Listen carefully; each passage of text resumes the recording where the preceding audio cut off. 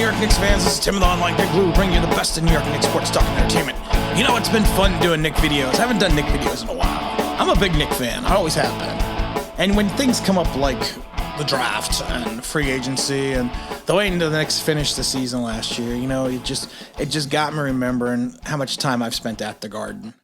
And of course, I haven't had a lot of time spent at the Garden because of everything that's been going on with the COVID, and I didn't want to pay the exorbitant prices to get a seat for the Garden when everyone went back. But you know what? I am a Knicks fan, tried and true. I've been watching this team since the late 70s. Seen it all, been through it all. And after having an opportunity to think about what the Knicks did yesterday, yeah, Leon Rose he's got to have something else up his sleeve. The Knicks entered into free agency with more than $50 million in cap space, and they walked away basically spending $50 million on Evan, Nerlens Noel, Derrick Rose, and Alec Burks. Leading up to the offseason, we were linked to like Kyle Lowry and Chris Paul and, you know, Lonzo Ball, even Dennis Schroeder. And we come back with Evan, Noel, Rose, and Burks. Has this made the team demonstrably better? No. Is Evan an upgrade over Reggie, who went to Dallas? Yes. Better scorer. Has more of an ability to create his own shot. Not the same defensive presence. But I'm not saying this free agency is a disappointment. I'm just saying it's just interesting that we spent $50 million on Evan, Noel, Rose, and Burks. And what we did in the draft then is even more perplexing because the fact that we still have a huge hole at point guard. We're building a team with non-stars. And I'm not even saying these deals are short-term or cheap because, you know, the Burks deal and the Noel deal are 3 years, $10 million apiece. That's not on the cheap. They are movable contracts. And that's fine. Would I say the Knicks were a loser this free agency? No. I think they more went sideways. I think fans deserve something more than Evan. Not that I'm saying he's a bad player. I'm not saying he's a bad player at all. But honestly, he reminds me of Allan Houston.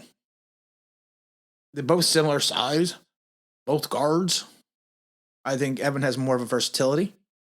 But we gave Houston that huge contract. And then he had that one big moment in the 99 finals. You know, where he came in Game 5, and that was in the first round of the Eastern quarterfinals against the Heat. Knicks inbounded the ball to him.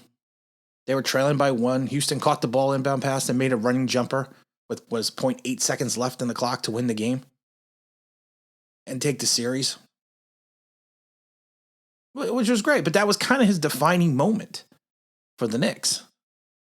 And then he had a 9-year career, and we signed him to a 6-year, $100 million contract extension. Over $20 million a year, which made him virtually untradeable. Then injury problems kind of burned him. He missed 32 games in 2003. You know, he had the knee injury, in 2004? He announced his retirement in 2005. Attempted to return in 2007, but decided to end his comeback. The league, because of what the Knicks did, created the Allan Houston rule, which was a part of the collective bargaining agreement at the time, which included an amnesty clause allowing an NBA team to release one player without counting the contract counted against the NBA luxury tax. It didn't negate the contract, but the team obligation is still there to pay it, but the contract's impact was not going to be, it was taken off the salary cap. That rule was created because of the Knicks and Allan Houston. And that's all I'm saying about that. They're, like I said, career points. They both average around 17. Both can create their own shot. Both, I think, I'm not saying that Evan is overpaid. I think $18 million is the right spot for him to be at. But it's like the Knicks just went sideways. They didn't get the star to go along with Randall. They didn't get the point guard that they desperately still need. Now, Evan should help the Knicks move out of, they were 22nd ranked in offense last year. His shooting and playmaking ability should help, should move them, up a little bit in the ranking, but it hardly sees them catapult them into a title contender. So there's got to be something else. There's got to be something else on the horizon. There has to be. I keep hearing about Colin Sexton in the trade. If that happened, Colin's not Trae Young. Trae Young's in a different class of his own. And I think a lot of people try to compare the two. Colin's going to get paid because of Trae Young. But there's got to be something else on the horizon for the Knicks. There has to be. And I'm not trying to do a downer video or depressing video. I'm just doing an honest video. And people that follow me when I do the Giants, I do honest stuff. I don't sit there and go, oh my God, we got Evan for $84 million. We're going to be contenders now. Miami's improved. Philadelphia's still good. I think Boston will be better. And then, of course, you got the Nets. I don't know, man. I just don't see, from all the pomp and circumstance and everything that we heard about, and we saw all the wheelings and dealings in the draft to free up the cap space. Yeah. I don't know. So the Evan contract deal is 4 years worth about as much as $78 million, averaging 19.5 a year.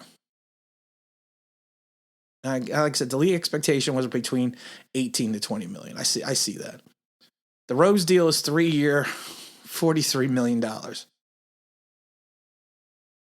I mean,